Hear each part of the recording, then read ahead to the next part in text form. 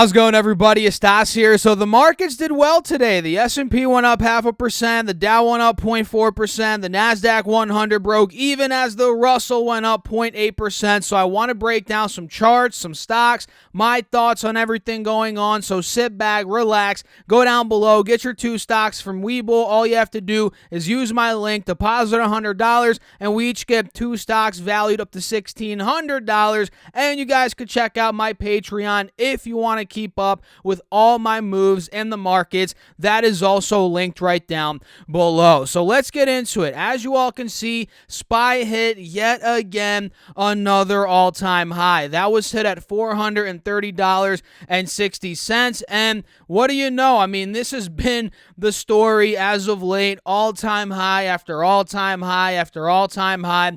And I'm not trying to toot my own horn, guys, but we called it out, right? Remember, we called it out a couple days ago when we saw the inverse head and shoulder, the left shoulder here, the head, the right shoulder. And I told you guys, if we broke 424, filled the gap up to 426, which was the old all-time high from the middle of June. And if we broke that, we could end up seeing 430, 435 on SPY before seeing a sell-off. Whether that sell-off is 4%, 2%, 5%, 10%. Nobody knows. But now that we're breaking out, we're at 430. Sure, there could be more juice in the rally, but as we keep going up higher, the more and more we are in need of that pullback. And where would I like to see this, guys? Well, I'd love to see a pullback on SPY down to 405.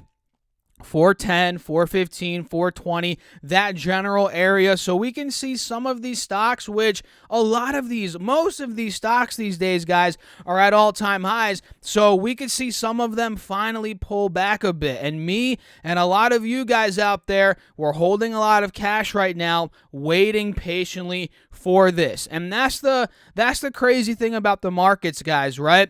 It could go up more than you think, but you have to hold your ground. You have to be patient, because those with patience ultimately get rewarded, right? Because let's look at SPY. Look at this chart. We've seen many times where it's gotten overbought. You think, oh, there's never going to be a pullback, and boom, it corrects. Well, I don't want to use that word loosely, because correction is when it drops over 10%. But let's just say it pulls back, right? Just when you think it's not going to pull back, it pulls back. Look at this. We dropped 6% back in February into March, right? If you had cash, you would have been in a good spot. In the middle of March, we dropped about another 3%. If you had cash there, you would have been great. And just recently, in the beginning of May, we dropped from 423 to 402. That was a 5% drop. If you had cash, you would have been great. And just a couple weeks ago, in the middle of June, we also dropped from 426 to 411. Like I just said, guys, the inverse head and shoulder breakout came after that. That was a 3.5% drop. And guess what? If you had cash, you would have been great. So the moral of the story is, yes, markets are crushing it. All of our accounts, for the most part, are doing very well right now. But the pullback is right around the corner. I just feel it, guys. I feel it. It's coming. And I'm not a genie or some crazy wizard. That's not me, right? Nobody is that, quite frankly. Nobody knows what's going to happen. But if you look at the patterns, we could expect it to come sooner or later. Let's put it that way. In my humble opinion, right? This is all my opinion. And the same thing goes for QQQ. I feel like a broken record. I mean, I've been saying this stuff every single day. QQQ just hit an all-time high a couple days ago, and it's very overbought. And look at the pullbacks we've seen recently in the past couple of months on QQQ. We've seen 2 big ones and a lot of mini pullbacks along the way. The big one was in the middle of February to the beginning, towards the middle of March. This dropped about 12%. If you had cash, you would have been great in that instance. It also dropped in the end of April into May. It dropped about 8 to 9%. You would have been golden with cash. And look, guys, I feel like this could drop another 5 to 10% at some point. And you have to realize QQQ tracks the NASDAQ 100, right? These are more volatile stocks than, let's say, the S&P 500 stocks, which is why the swings in QQQ were larger than the swings in SPY that we just talked about, right? So let's say QQQ runs up to 360, or let's say it even stays here at 355, a 5 to 10% pullback. You know where that would take it? Well, that would take it right around here, 320, 330, and that would be a 7-8% pullback. That would be right along the uptrend. So it's not that crazy when you think about it. And again, we've seen it happen multiple times in the past couple of months. So be patient. Again, I can't reiterate this enough. Those that are patient tend to be rewarded. And I'm not telling you guys to stay out of the markets. I'm not. In fact, I've been buying, into these ETFs. I average in long term, right? And that's one of my strategies, buying ETFs over the long run, because no one could really. The truth is, timing the market, that's kind of a gray area. I don't want to say that necessarily. The saying that goes, timing the market is better than timing the market. Yes, that is true for the long term, right? But if you're a trader, it's a little bit different. So that's why that's kind of a gray area. But overall, I haven't been doing much trading. I did trade today. I made one move. You guys on my Patreon saw that, and we'll talk about that in a little bit here. But overall, those are some thoughts on the markets. I'd love to know your thoughts. Drop a comment down below, and if you guys are enjoying the video, make sure to smash that like button. It really helps me out. And before I forget, the jobless claims numbers came in today, and this is good news. We hit a pandemic low. The initial jobless claims totaled 364,000 last week, below the 390,000 that the Dow Jones estimated. So that's good. We're still losing a lot of jobs though, which is not good. But the fact that they're slowly shrinking week after week, that is a good sign that the economy is trying to get back to what it was. Will it get back to what it was? That is yet to be seen. The Fed sure thinks it is, but we all know the Fed can't be fully trusted, but that's a whole different topic for a whole different video. And with that being said, guys, let's talk about some stocks. Number one, we have Krispy Kreme donuts. They just went public today, and I didn't even know this, but they were public before. This is ticker symbol DNUT. This went up 24% today, which is nuts. And let me read some notes off for you here, guys. So the donut chain began trading today, and opened at $16.30 per share. As you guys can see, if I pull up the intraday chart, right around $6.30 per share.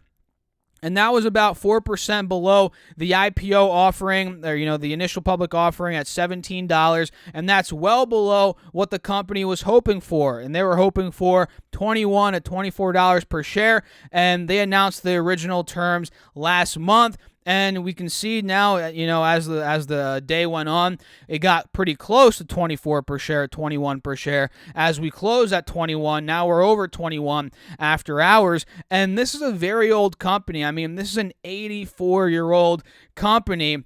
And they initially went public in 2000, but they delisted the stock in 2016 after going private following a $1.35 billion purchase from JAB Holding Company, a private firm that invests in food and beverage brands. So it was public, it got bought out from JAB Holding Company, then it went private, and there was a scandal I'm reading here. It went public in 2000, like I said, and it had some difficulties, including an accounting scandal before that 2016 acquisition. So the road for Krispy Kreme, although the donuts are awesome, I could eat 10 of those donuts, and I'm sure you guys could too. The road for this company has been the opposite of smooth, right? It's been very, very rocky. And would I invest in this donut company? No. I mean, I'll be honest with you guys, I wouldn't. But would I trade it?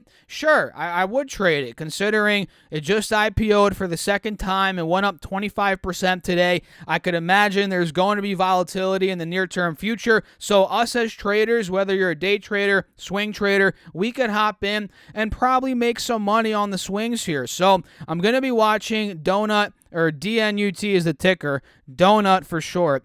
Krispy Kreme is the company name. So we're going to be watching that. And Facebook today, guys, which is the one I traded, and you guys on my Patreon know this did very well. Out of all my stocks, Facebook, at least on my watch list here, Facebook did the best, up almost 2% on the day, up about $7 per share.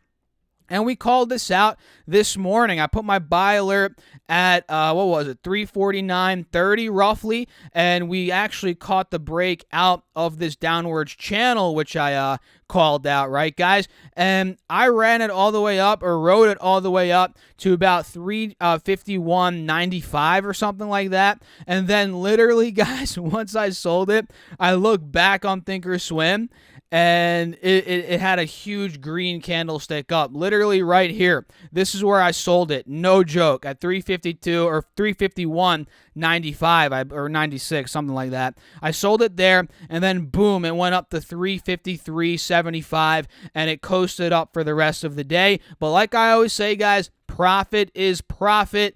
I'm never mad when I make money. In fact, I'm happy when I make money. Not that my happiness is correlated with making money. That's not the way it should be, and it's not the way it is. But you got to love making money, let's be honest. At least when you're trading stocks, that's the whole goal. And what I try and tell you guys, and what I personally do with my trading, is I don't tie my emotions into it, right?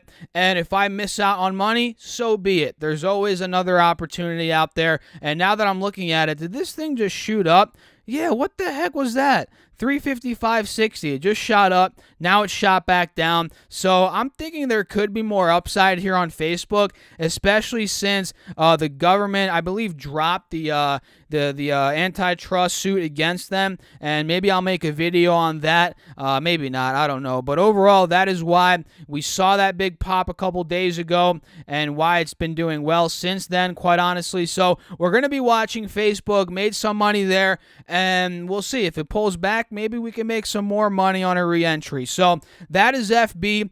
SPCE is another one I'm watching, which we called this out, guys. Did we not call this out? And I mentioned it in the video after that FAA approval to fly the customers up to space. Well, we were talking about this exactly. Don't FOMO. It's gonna be okay if you don't FOMO into it. It's gonna pull back. I was pretty much certain about that.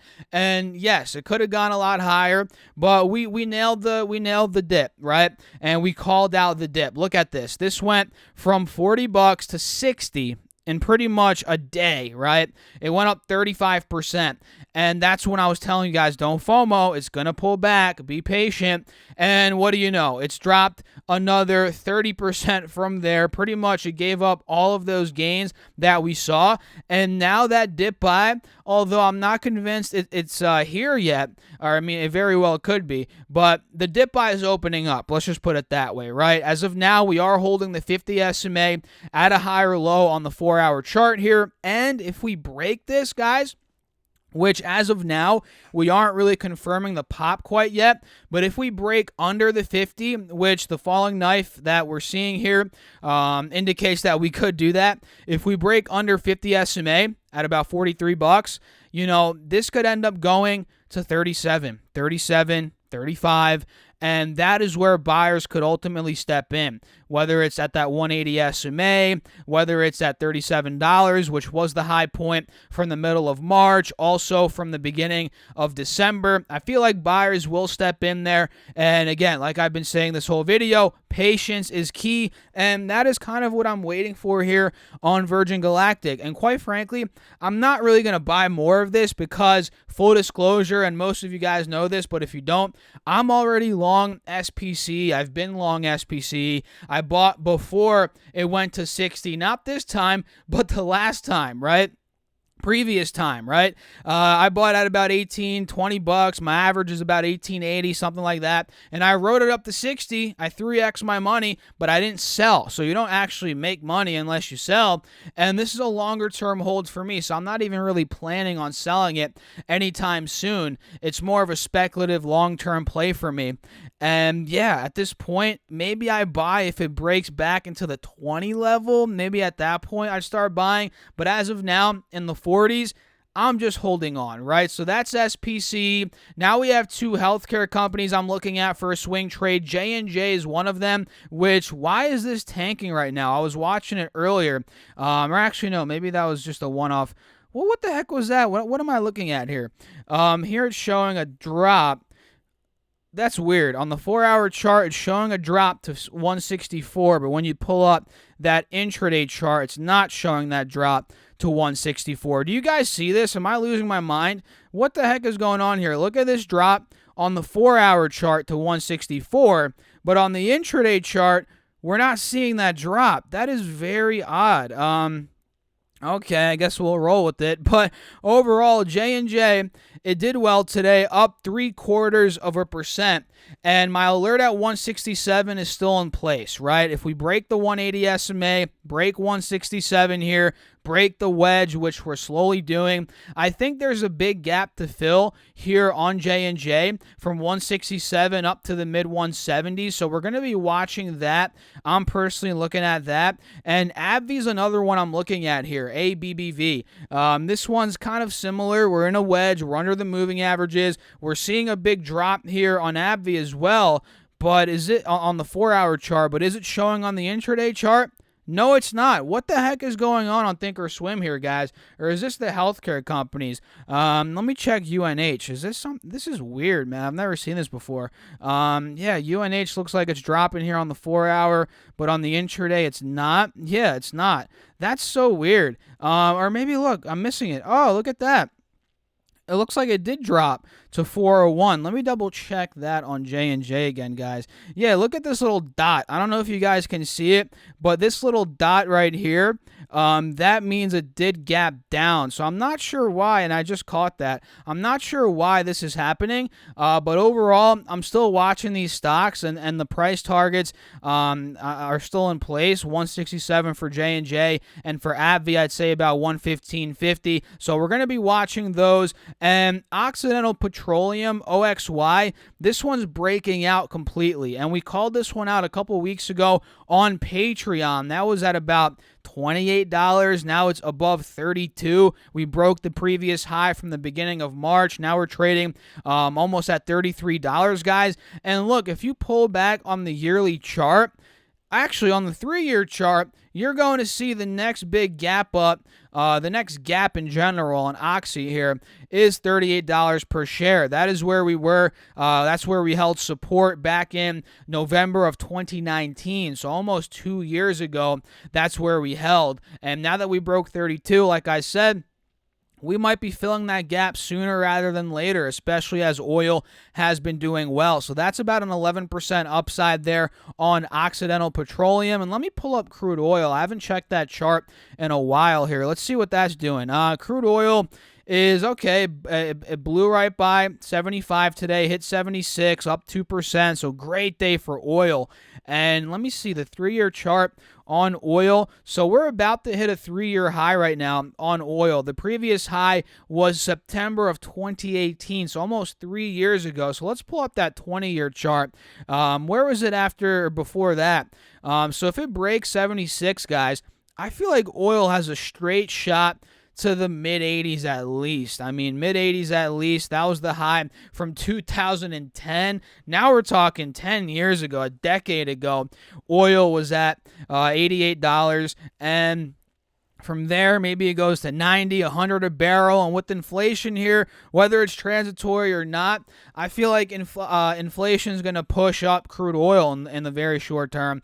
And I'm not in the camp of, it's completely transitory. I feel like that's just the Fed telling us kind of what we want to hear in order to keep us calm, us investors, traders out there. And you have to think, you got to think outside of the box a little bit. You got to be a contrarian, and you have to realize, will the Fed really come out and be like, nope, guys, inflation, it's not transitory. It's here for a couple years. We're screwed. It's going to be 5-10%. Buckle up. No, they're not going to say that. I mean, come on, guys. They're going to be like, oh, we're right. We're right where we want to be. Inflation's a little high, but it's okay. It's transitory, supply bottlenecks, whatever. Which, sure, that could be a reason why we're seeing more inflation. But overall, I feel like it's here to stay more than they're leading us to believe. Let's put it that way. So watch out for these oil plays. And Apple's another one I'm looking at. AAPL, we broke out of the wedge, trading above the moving averages. Now we filled the gap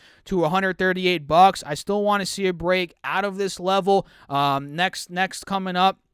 Our next spot coming up after that would be about $145, which was that all-time high from back in the beginning of this year, so almost 6 months ago, back in January. So if it breaks 138, fills the gap to 145, that's a 5% move. So watch out for that on Apple. And the last one for today, guys, is Starbucks, ticker symbol SBUX. And gosh, over the whole pandemic, I can't even imagine how much money I gave to Starbucks just drinking coffee there. Now I've been making coffee at home more, which is weird. You'd think I'd be going there more now than I was back then, but whatever. My mind's kind of weird, right? But yeah, Starbucks, it's down about $5-6 from the high here, and it looks like a lot of these stocks are gapping down after hours. Is the S&P gapping down? Maybe it is. Probably not. Let's see. Let me pull up the intraday chart. Not really at all. So it's kind of weird. Starbucks is gapping down after hours. It's down about $1. Not too crazy. And if we pull up the 4-hour, I'm going to put my alert at 115, maybe 114 on this. If it breaks out of the wedge, I think there's clear skies upside to about $118 per share, 119, which gives it about 5-6% upside from here. So overall, guys, that's it. I hope you all enjoyed the video. If you did, smash the like button, subscribe, drop a comment, turn on those notification bells, or the notification bell. There's only one bell, which is next to the subscribe button. And make sure to check out my Patreon if you guys want to. No pressure. I put all my buys, sells, call outs on Patreon. And if you sign up to the top tier, you get a morning update video every single day talking about my plans for the morning, for that day, stocks I'm watching, breakout stocks, breakout news. So check out the Patreon link down below, or you guys can go to stocksurfest.com/Patreon and make sure to also get 2 stocks from Webull. Those are valued up to $1,600. Link down below, and you can get $30 from M1 Finance. Both of those companies, all you have to do is deposit $100 with them, and you get the free money. Link down below. So I'll catch you all later. Thanks for tuning in again, as always. And oh, by the way, check out my Palantir video. I made a Palantir video earlier talking about why it tanked today. I'll link it down below. I'll pop it up here. Click it. I'll see you guys there. Thanks for tuning in. Stay safe out there. Peace out.